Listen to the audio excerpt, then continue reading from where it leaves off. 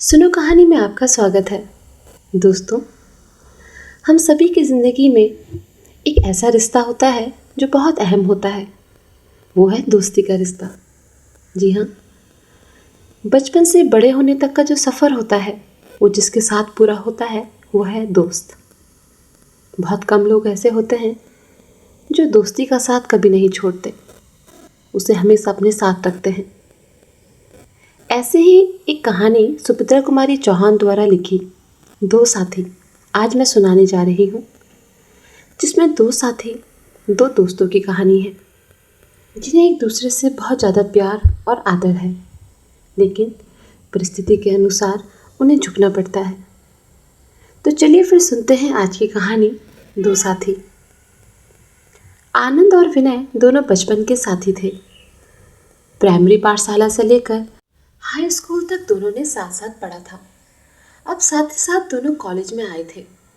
दोनों में गाढ़ी मैत्री थी, परंतु साथ ही साथ विचार विभिन्नता भी काफी मात्रा में थी। दोनों का स्वभाव बिल्कुल भिन्न था। आनंद पूर्व तो विनय पश्चिम। आनंद अपने नाम के अनुरूप ही आनंद प्रिय था। स्वभाव से वह उदार, सहखर्च, प्रेमी, मिलनसार और कुछ कुछ अभिमानी था। रुपयों का उसके पास कोई मूल्य नहीं था।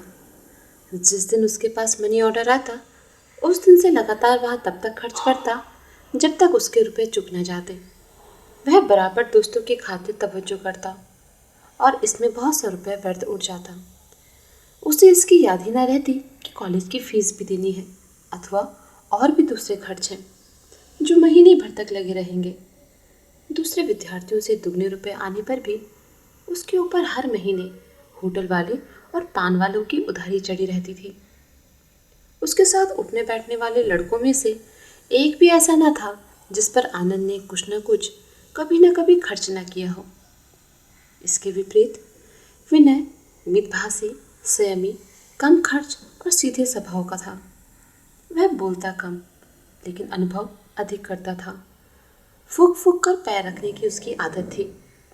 उसके पास इन्हीं गिने पैसे आते थे जिनसे उसे पूरा खर्च चलाना पड़ता था।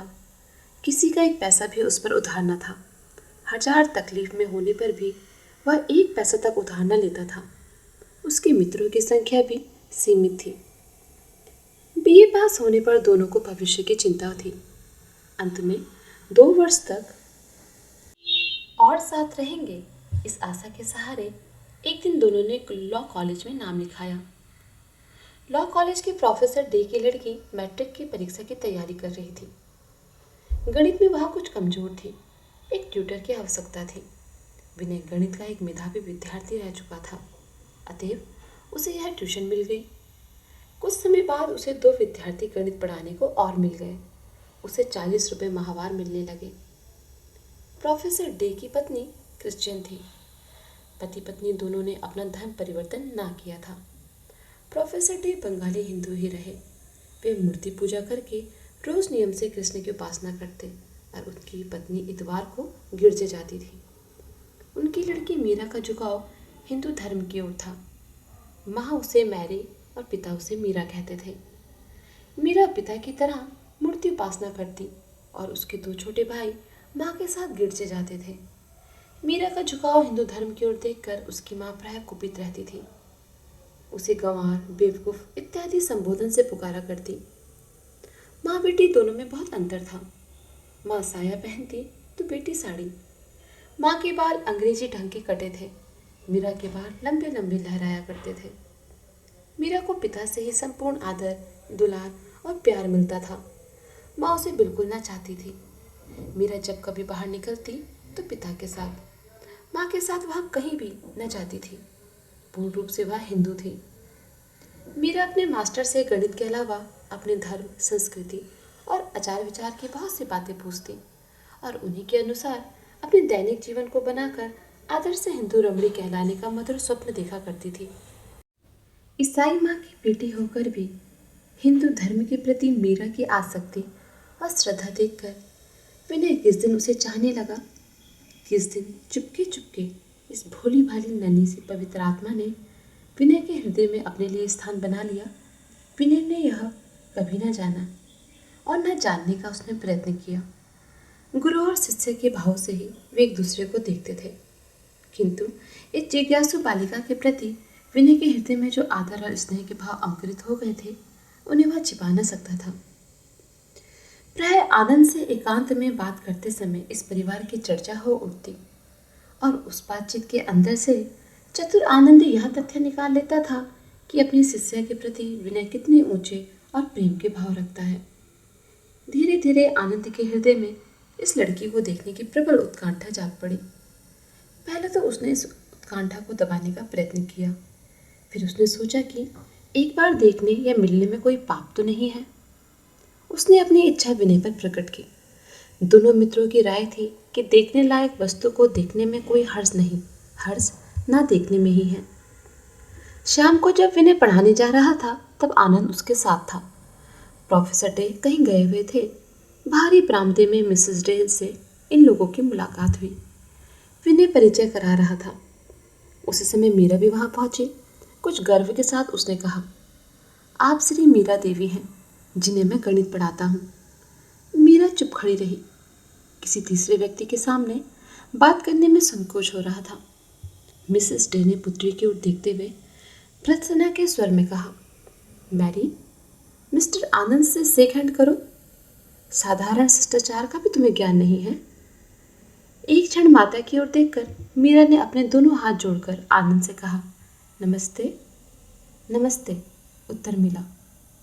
क्षण भर मीरा ने आनंद को देखा और अपनी अध्ययनशाला की ओर चल पड़ी। विनय के चले जाने के पश्चात आनंद और मिसेस डे में वार्तालाप होने लगा। 1 घंटे के बाद मीरा को पढ़ाकर विनय बरामदे में आया तो उसने देखा आनंद और मिसेस डे इस प्रकार घुल मिलकर बातें कर रहे हैं मानो बरसों से एक दूसरे को से परिचित हो। वैसे आनंद का स्वभाव ही कुछ ऐसा था कि वह लोगों से बड़ी जल्दी हिल मिल जाता था, विशेषकर स्त्रियां। स्त्रियां तो उसके प्रभाव में बहुत जल्दी आ जाती थी। वह स्त्रियों के प्रति इतना आदर, इतनी श्रद्धा, इतना सम्मान प्रदर्शित करता था कि पहली मुलाकात में ही हर एक मिलने जुलने वाली स्त्री उसे आदर्श पुरुष की श्रेणी में स्थान दे देती। इन पिछले 6 महीनों में विनय और मिसेस डे में सिवाय नमस्ते के और किसी शब्द का विनिमय ना हुआ था। पर आनंद ने एक ही दिन में अपना प्रभाव इतना अधिक कर लिया कि जब दोनों उठकर चलने लगे तब मिसेस डे ने उसे दूसरे दिन के लिए आमंत्रित किया। आनंद ने गर्व भरी आंखों से विनय को देखा। विनय मुस्कुरा दिया। कुछ दूर तक आने के बाद आनंद विनय से बोला, मूर्खराज, 6 महीने तक आकर भी तुम मास्टर के मास्टर ही रहे, हाँ? और बंदे ने एक ही दिन में मित्रता का नाता जोड़ लिया, देखा? बधाई देता हूँ तुम्हें, पर मैं तो मास्टर की सीमा से आगे बढ़ना ही नहीं चाहता। विनय ने हंसकर कहा, अरे, सीमा से आगे बढ़ने के लिए जौहर चाहिए, जौहर, क्या समझे? उस जौहर की ना मुझे आवश्यकता है और न कभी आ ही सकेगा यार, दृढ़ निश्चय से हंसते हुए विनय ने उत्तर दिया। मेरा मैट्रिक पास हो गई। अब पिता की इच्छानुसार विनय से संस्कृत पढ़ने लगी। आनंद भी डे परिवार का एक व्यक्ति सा हो गया है। विनय का अधिक समय इस परिवार के साथ ही बीतता है। परिवार के छोटे से लेकर बड़े तक का वह एक प्रेम पात्र हो गया है। बिना पढ़ाए भी प्रोफेसर डे के यहाँ विनय का अधिकांश समय बीतता है। मिस्टर डे का विनय पर बहुत स्नेह है। वे उसे अपने पास बुलाकर उससे बातें करते हैं और कभी कभी उसके हृदय का गहरा विषाद और असंतोष एक दीर्घ निश्वास के साथ बाहर निकल पड़ने को मचल उठता है। मीरा की प्रशंसा बहुत करते हैं और साथ ही उसके भविष्य की चिंता में एक गहरी सांस भी छूट जाती है। बात ही बात में एक दिन उन्होंने मीरा के विवाह के बारे में कहा। तुम जानते हो विनय, मीरा की माँ क्रिश्चियन है, किंतु मेरी लड़की मीरा नहीं। मैं मीरा का विवाह हिंदू युवक से करना चाहता हूँ। लड़का पढ़ा लिखा, ऊंचे विचार वाला, स्वस्थ और सुंदर हो। धन की मुझे परवाह नहीं। मेरे पास यथेष्ट संपत्ति है, जिसमें से आधी मैं अपनी लड़की को दूंगा। प्रोफेसर डे की आंतरिक इच्छा विनय से ही मीरा का विवाह करने की थी। इस प्रकार परोक्ष रूप से प्रस्ताव करके उन्होंने विनय के हृदय की था लेनी चाहिए। विनय असमंजस में पड़ गया। उसने सरलतापूर्वक विश्वास दिलाते हुए कहा, आप चिंता न कीजिए, मीरा के लिए मैं 2-3 दिन में ही आपकी इच्छानुसार सुइयों की ओर ढूंढ बतलाऊंगा। विनय विचारों में डूबता उतरता चला जा रहा था। उसने निश्चय किया वह स्वयं मीरा से विवाह कर लेगा। वह मीरा को अच्छी तरह जानता था और उसे यह भी भान होता था कि वह और मीरा दोनों एक दूसरे के अधिकाधिक निकट आते ही जा रहे हैं। उसने सोचा मुझे मीरा के समान अच्छी लड़की शायद ही मिले। रही बूढ़ी माँ की बात, सो मैं उन्हें सब समझा दूंगा। निश्चय पक्का हो गया। रात को आनंद देर से लौटा। विनय सो गया था। उस दिन सवेरे से ही कुछ ऐसी बातचीत हो गई कि दोनों अलग अलग होते हुए शाम को मिले, वो भी मिसेस डे के मकान पर।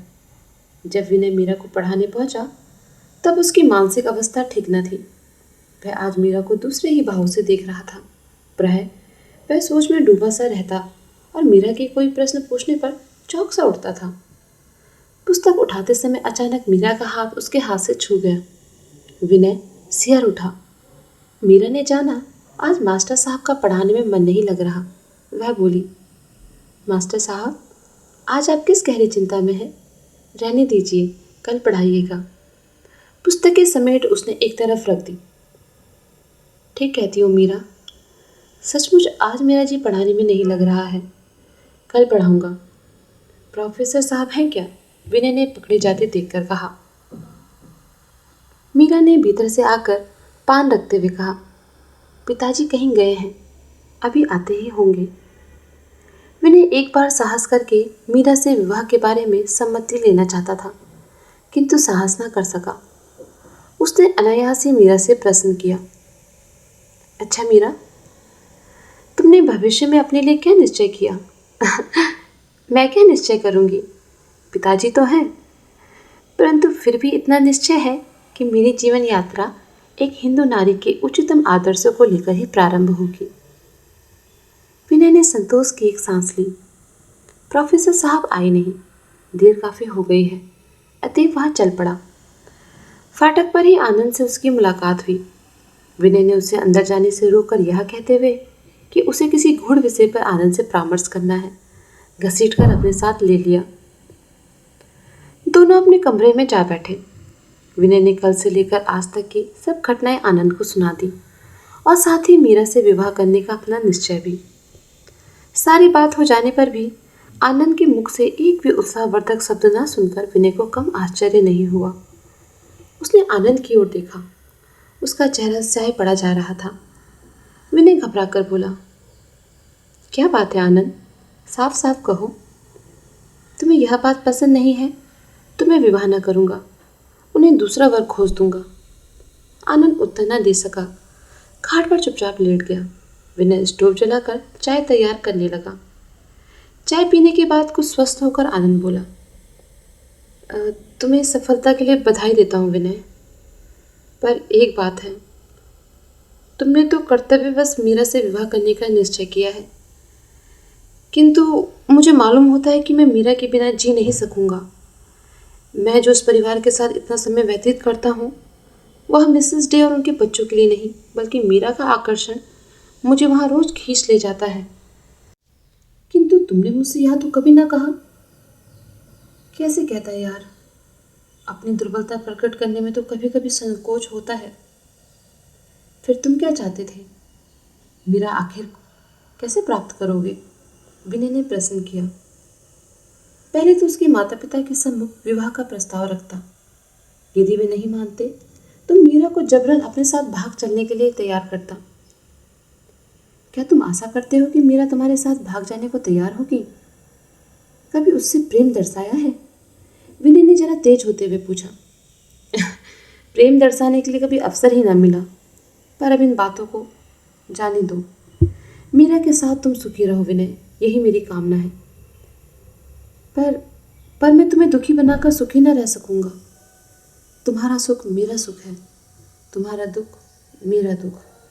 विनय ने अधीर होते हुए कहा। अब उपाय ही क्या है? आनंद क्या उठा। घबराओ नहीं आनंद, उपाय है। मीरा के पिता से अभी मैंने कुछ कहा नहीं है, उन्हें तुम्हारा नाम सुझा दूंगा। कहते हुए विनय ने गहरी सांस ली और पलंग पर लेट गया। सवेरे से विनय ने जिस सोने के संसार की रचना की थी वह एक हल्के से हवा के झोंके से गिरकर मिट्टी में मिल गया। दोनों बड़ी देर तक चुपचाप पड़े रहे। अचानक आनंद उठ बैठा और बोला, नहीं विनय, यह नहीं होगा।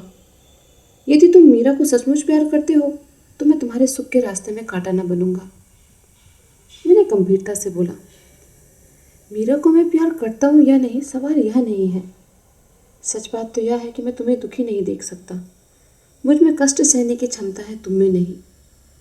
अंत में यही निश्चय हुआ कि विनय आनंद का नाम प्रोफेसर डे को सुझाएगा। इसके बाद आनंद तो हल्की सी तबीयत से सो गया। विनय रात भर तड़पता रहा। सुबह चाय के समय दोनों फिर साथ बैठे। विनय के चेहरे पर मुस्कुराहट थी। उसने आनंद से कहा, आनंद, तुम्हारे लिए मैं मीरा को त्याग करके भी मीरा को सहज ही भुला ना सकूंगा। इसलिए उचित यह है कि तुम्हारे विवाह के पहले मैं यहाँ से कहीं चला जाऊं। जाने से पहले मैं मीरा को कुछ उपहार स्वरूप दे जाऊंगा। उसमें तो तुम्हें कोई ऐतराज नहीं होना चाहिए। कुछ ठहर कर उसने फिर कहा, एक बात और आनंद, इसे भूलना मत। देखो, मीरा को कभी किसी प्रकार का कष्ट न देना। अगर मुझे मालूम हुआ कि तुमने उसे कभी किसी तरह का भी कष्ट दिया है तो मैं मित्रता भूल जाऊंगा। तुमसे उसका बदला लिए बिना ना रहूंगा। इसे मजाक न समझना, बहुत सोच समझ कर कह रहा हूँ।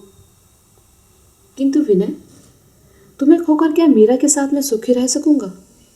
तुम्हारा अभाव तो मुझे कदम कदम पर खटकेगा। आनंद के स्वर में भराहट थी, पीड़ा का आभास था। कॉलेज के जीवन के बाद तो हमें अलग होना ही पड़ता। इसके लिए हृदय को दुर्बल ना बनाओ। पर एक बार तुम कहो कि मीरा को कभी कष्ट ना दोगे।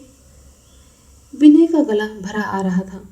विनय, मैं मीरा को कभी किसी प्रकार का कष्ट न होने दूंगा। आनंद आगे कुछ न कह सका, आंखें भर आई थी। शाम को जाकर विनय ने प्रोफेसर डे से मीरा के लिए आनंद का नाम सुझाया। प्रोफेसर डे के चेहरे पर प्रसन्नता ना दिख सकी, जिसकी आशा विनय को थी। साथ ही विनय ने कहा, मैं किसी आवश्यक कार्य से बाहर जा रहा हूँ, जल्दी ही लौट कर आ जाऊँगा। विनय वहाँ से उठकर मीरा के पास गया। मीरा पढ़ने की प्रतीक्षा में बैठी थी। विनय ने अपने को संभालते हुए कहा, मीरा, मैं आज भी तुम्हें पढ़ा ना सकूँगा। मैं जरूरी काम से बाहर जा रहा हूँ। कब लौटूंगा कह नहीं सकता। मैं तुम्हारे लिए कुछ पुस्तकें लाया हूँ, इन्हें ध्यान से पढ़ना और समझना। आवाज़ में एक दर्द था, एक अनुग्रह था। मीरा के सामने किताबों का ढेर लगाकर एक अंगूठी मीरा की उंगली में पहनाते हुए कहा, इसे कभी उंगली से अलग न करना। मैं कहीं भी रहूं, इससे मेरी आत्मा को संतोष होगा। उत्तर की प्रतीक्षा किए बिना ही वह तेजी से कमरे से बाहर हो गया।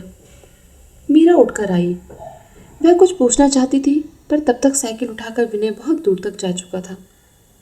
लौटकर मीरा ने देखा, अंगूठी पर मीरा खुदा हुआ था और किताबों पर सुंदर सुंदर अक्षरों में विनय की कलम से उसका नाम लिखा था।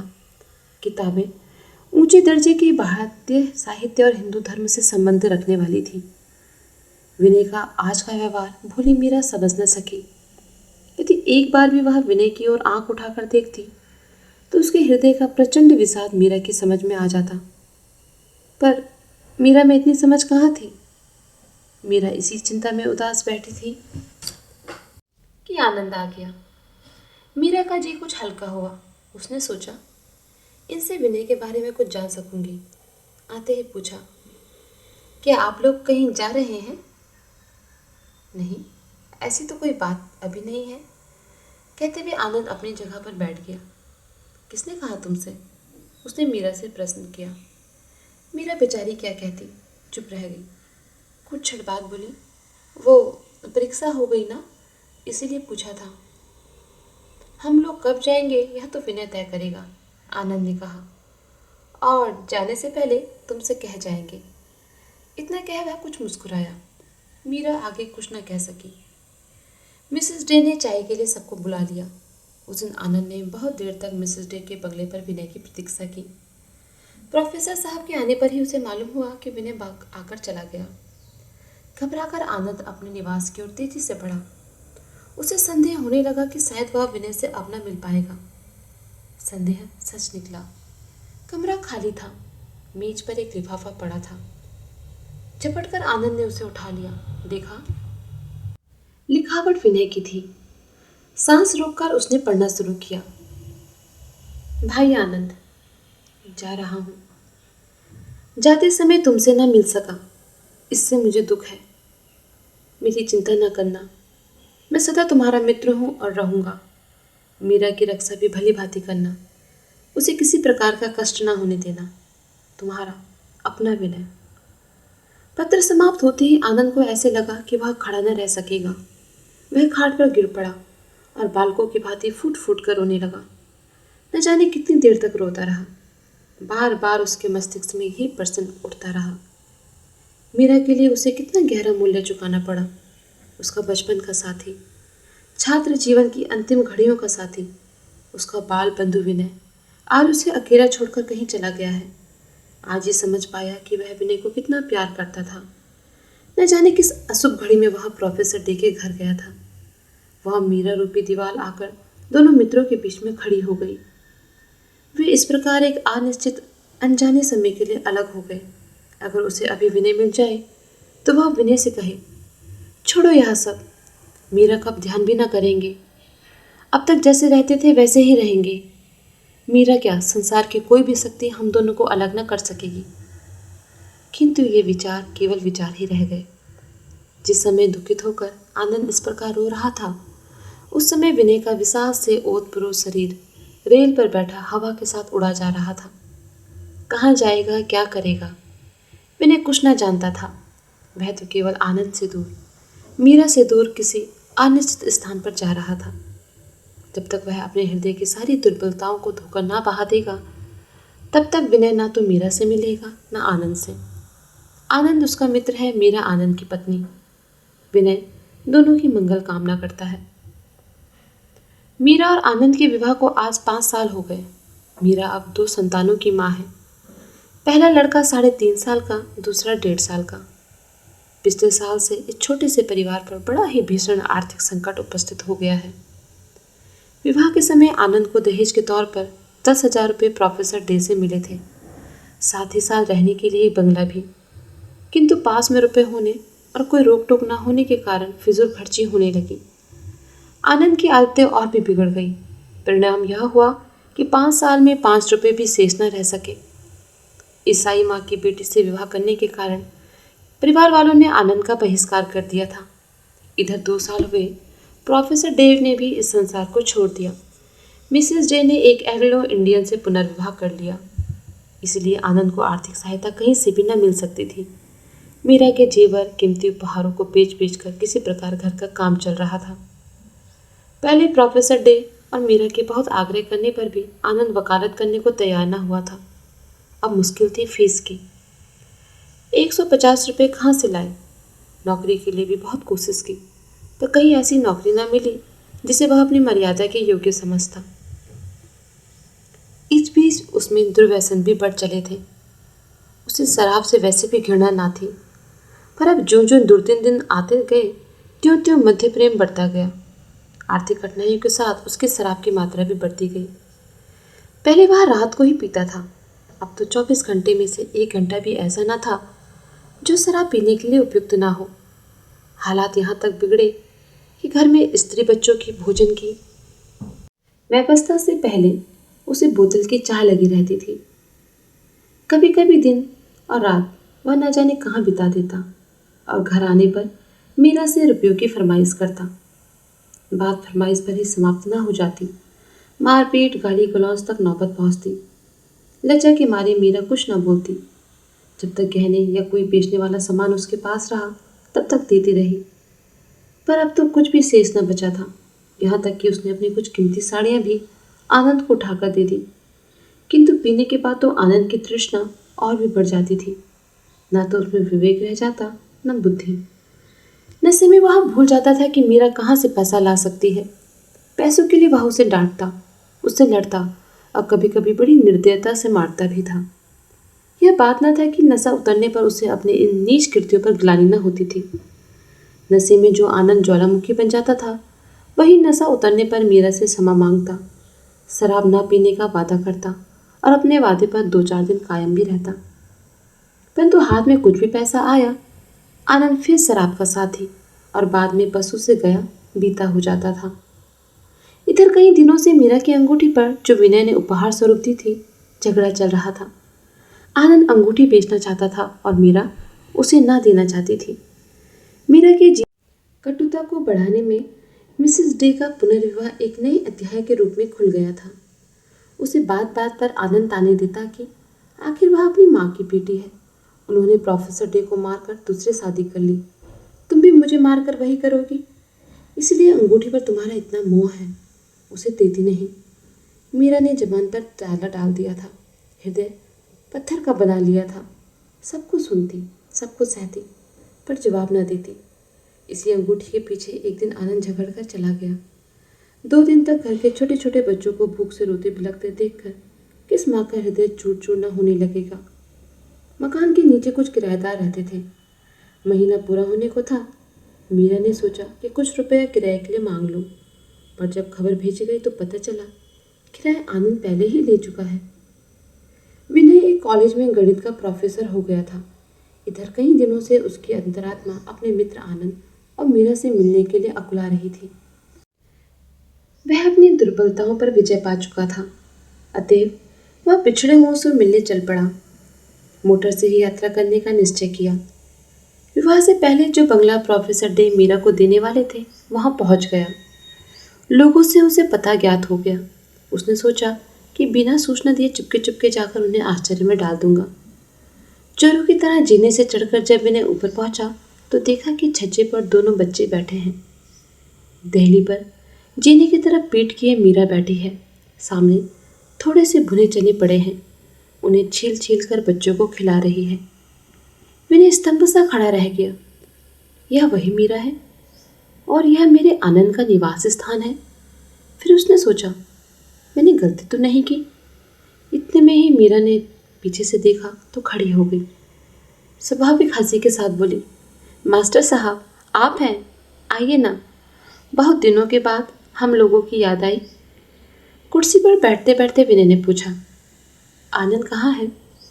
मीरा क्या जवाब दे, उसका चेहरा उतर सा गया। अपनी फटी धोती संभालती हुई बोली, बाहर गए हैं, अभी आते होंगे। ठहर कर उसने कहा, हाँ देखिए मैंने आपकी अंगूठी कभी उंगली से नहीं निकाली, फिर भी आप हम लोगों को भूल गए ना?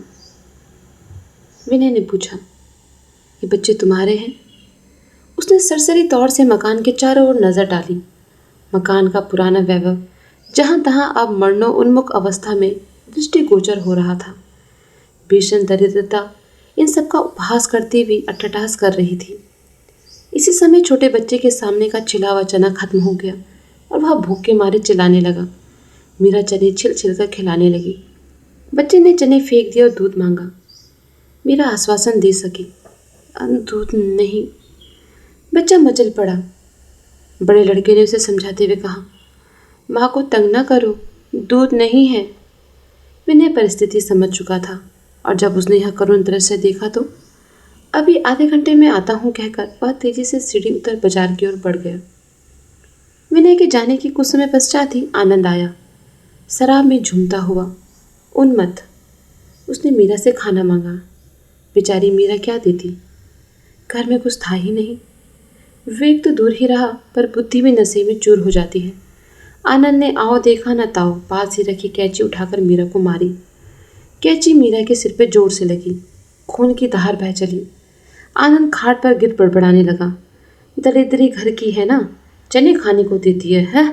मैं घोड़ा हूँ जो चने खाऊंगा? उन्मत्त आनंद क्या जाने कि ये चने भी मीरा ने अपने 2 लालों की भूख शांत करने के लिए उधार लिए हैं। विनय ने आकर दूसरा ही दृश्य देखा। खून से सनी मीरा बड़े बच्चे का हाथ पकड़े और छोटे बच्चे को गोद में लिए एक तरफ खड़ी है। आनंद आंखें बंद किए खाट पर पड़ा बड़बड़ा रहा है। मिठाई और फलों की टोकरी विनय ने फर्श पर रखी। आवाज सुनकर आनंद ने आंखें खोली। विनय को देखते ही वह फट पड़ा, ओह तुम हो विनय, तुम्ही ने इसका दिमाग बिगाड़ रखा है ना? चोरी से मिलने आते हो, शर्म लगती है मेरे सामने आने में। विनय ने देखा आनंद होश में नहीं है, आंखें आग उलग रही हैं। वह सामने से हट गया। आनंद ने बाज की तरह झपट कर विनय का गला पकड़ लिया और गुस्से में बोला, उसकी तो खोपड़ी फोड़ दी है, अब तुम्हें भी मजा चखाई देता हूँ। विनय ने किसी तरह अपने को उसके पंजे से छुड़ाया और दरवाजे के पास खड़ा हो गया। आनंद, आनंद, बात तो सुनो यार, उसने भारी आवाज में कहा। घायल शेर की भांति आनंद बोला, बात पीछे होगी, पहले यह ले, खाने भर को, कहकर उसकी ओर झपटा। विनय सामने से हट गया। आनंद आवेग और नशे में अपने को संभाल न सका। छज्जे से नीचे वह सड़क पर जा गिरा। उसका सिर फट गया। बेहोश आनंद को वहां उठाकर विनय और कुछ पड़ोसी ऊपर ले आए। 6 घंटे के उपचार के बाद आनंद होश में आया। नशा काफूर हो चला था। विनय को देखकर उसके चेहरे पर एक मुस्कुराहट आ गई। विनय, विनय, क्षमा करो यार, गरीब मीरा को मैंने बहुत सताया। आनंद ने मीरा की ओर देखा। उसकी आंखें क्षमा की प्रार्थना कर रही थी। विनय कुछ न कह सका। आंखें भर आई। आनंद ने अपने पुराने प्रेम में घुलकर कहा, छी विनय, रो मत, मेरा तो अंत ऐसे ही होने वाला था। शराब ने मुझे कहीं का नहीं छोड़ा यार। सबको समझता हुआ भी मैं शराब पीना न छोड़ सका। विनय, थोड़ी ब्रांडी पिलाओ, मेरी शक्ति जीर्ण होती जा रही है। मुझे तुमसे बहुत बातें कहनी है। मीरा से रहा न गया। मीरा ने आनंद को थोड़ी सी ब्रांडी पिलाई। आनंद ने मीरा का हाथ पकड़ लिया। मीरा जमीन में गड़ सी गई। उसने कहना शुरू किया, विनय भाई, एक बार तुमने मुझसे कहा था ना कि मीरा को कोई कष्ट न होने पाए, परंतु मैं तुम्हारे अनुरोध की रक्षा न कर सका। आज मैं तुम्हें अपने दोनों बच्चे और मीरा को सौंपता हूँ। इन्होंने जीवन में बहुत कष्ट का अनुभव किया है। इन्हें किसी प्रकार का कष्ट अब ना होने देना। विश्वास दिलाओ, विश्वास दिलाओ, मैं शांति से मर सकूंगा। उसकी शक्ति जीर्ण हो रही थी। हाथ पैर ठंडे पड़ते जा रहे थे। वह स्थिर दृष्टि से विनय की ओर देख रहा था। विनय अपने को संभाल न सका। आनंद की छाती से चिपट कर रो पड़ा। आनंद, मुझे छोड़कर क्यों जा रहे हो? मैं तुम्हारे बिना ना जी सकूंगा, उसने सिसकते हुए कहा। आनंद की आंखें छलछला रही थी। जीना पड़ेगा तुम्हें विनय, मेरे बच्चों के लिए, मीरा के लिए। आनंद आगे कुछ न कह सका। पथराई हुई आंखों से गंगा बह गई। तो ये थी आज की कहानी, दो साथी। आपको कैसी लगी आप ज़रूर बताइएगा। आपसे एक अनुरोध है, अगर आप इसी तरह ही मेरी कहानियाँ सुनना पसंद करते हैं और आगे कहानियाँ सुनना चाहते हैं तो कौन सी कहानी आप सुनना चाहेंगे मुझे कमेंट बॉक्स में ज़रूर बताइएगा। धन्यवाद।